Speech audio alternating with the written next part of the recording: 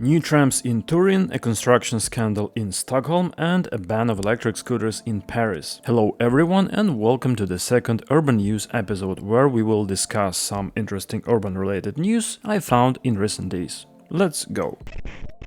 And we start with a tram news from Turin, Italy, where new low-floor Hitachi trams were launched a few days ago. Notably, they were manufactured not in Japan, but at the Hitachi plant in Naples, so the money from this contract supported the Italian economy. In total, the city will receive 70 of these trams by 2025, and the first contract for 30 trams cost 63.4 million and was financed by the Italian Ministry of Transport and Infrastructure under the Program for Development of Public Transport in Large Cities. The next batch of 40 trams is to be financed together by the government, the city and the transportation company. The wagons are 28 meters long, can carry 2,500 passengers and were designed by Giugiaro Architettura. These new trams will gradually replace the Class 2800 wagons manufactured in the late 1950s and will make public transportation more attractive to passengers. Meanwhile, in Stockholm, Sweden, there is a real urban scandal. The situation is next. For quite a long time now, the city has been rebuilding a large square in the Slussen district. It used to be a big traffic interchange, and after the work is done, it will be replaced by a pedestrian square. By the way, when I traveled to Stockholm in 2015, the reconstruction was already underway, which means that while the work is in progress, someone already managed to go to school and graduate. Recently, the city announced the start of the test pile drilling for a bicycle and pedestrian bridge that will connect the square with the opposite bank of the strait and run next to the Söderström subway bridge. After that, the Stockholm subway authorities announced that for safety reasons they would completely stop subway traffic across the bridge. Currently, it will be for 4 days from September 22 to 25, but in the future the subway bridge may be closed for 13 weeks during the foundation works at the pedestrian bridge. Now there are 5 metro lines passed through the bridge carrying 45,000 passengers every hour, so the closure of the bridge for several months could lead to a real transport collapse in the Swedish capital. The subway's press service said that to transport this amount of people they need about 900 buses every hour, but there is simply nowhere to get these additional buses from. At the same time, at the city council are convinced that the construction of the bicycle bridge should not damage the metro bridge, but the final decision will be made based on the results of the test drilling, during which the condition of the metro bridge will be monitored. And by the way, a rhetorical question is, maybe it will be better to build the new bicycle bridge a little bit further away and avoid all these problems.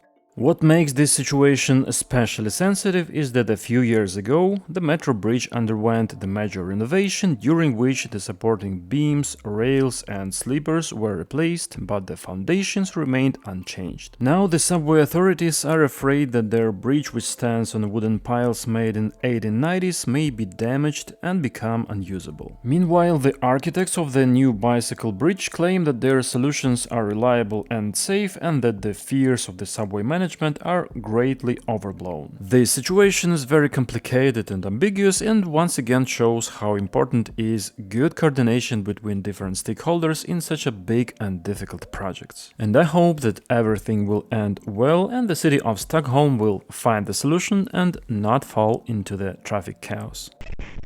In Paris, residents voted in a referendum to ban electric scooters. 90% of participants voted in favor of the ban, however, the participation rate was very low and amounted to about 8% of residents. Paris became the first European capital to make such a decision. The ban applies only to electric scooters rental systems and doesn't cover private scooters. In general, the reason was the increase in the number of scooter accidents with injuries and even fatalities. Scooter users often ride like crazy, making the streets unsafe and causing outrage among other residents. This has become a problem in many cities around the world. So it is quite possible that the example of Paris will inspire residents of other cities and we will eventually see similar bans somewhere else.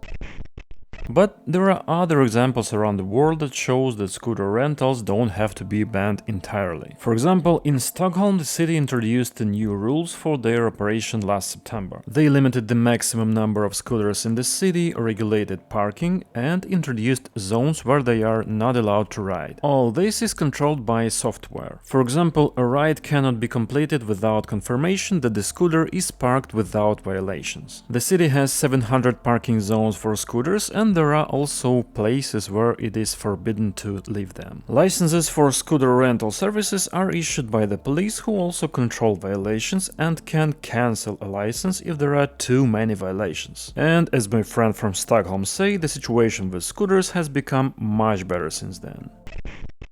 The Chilean State Railways EFE has contracted 32 electric trains from Chinese company CRRC to operate on suburban routes near the capital Santiago. Currently, these routes are served by trains previously operated on Spanish railways. They say that this is the largest contract since the company was founded in 1884, and the total price is $171 million. In addition to ordering new trains, they are also modernizing rails, switches, and the contact network. The trains will be triple-wagoned, have a top speed of 140 km per hour, and will be able to accommodate about 800 passengers. This contract is a part of a strategy designed to triple the passenger traffic of the Chilean railways up to 150 million passengers per year by 2027. According to the representatives of EFE, every such train can replace 480 private cars and 8 buses, which will reduce CO2 emissions by 38 tons per year. By the way, a few months ago, the Chilean Railways also presented a new high-speed train that will operate between Santiago and Chillán, which is also built by CRRC and now is one of the most modern trains in Latin America. So, as you can see, the Chilean Railways are developing quite actively. The Polish city of Wroclaw has recently launched a new 7-kilometer tram line to the Nowy Dwór district. The construction lasted during 4 years and cost about 84 million euros, almost half of which were financed by the European Union. An important part of this project is the park and ride zone at the end stop, where citizens can leave their cars and continue their trip to the city center by tram. This is one of the city's largest investments in urban mobility in recent history, and thanks to this project, residents of a distant district will have a fast and convenient connection to the city center. So, this is the news I found interesting this time. Thanks for watching, and see you in the next videos.